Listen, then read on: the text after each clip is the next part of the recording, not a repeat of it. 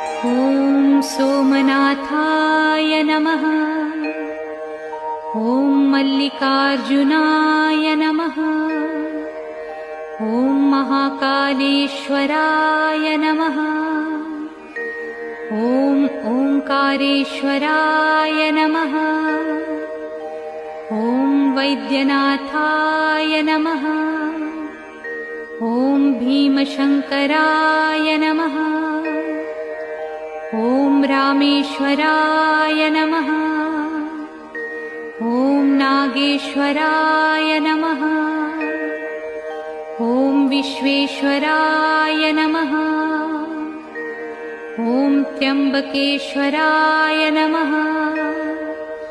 ॐ केदारेश्वराय नमः।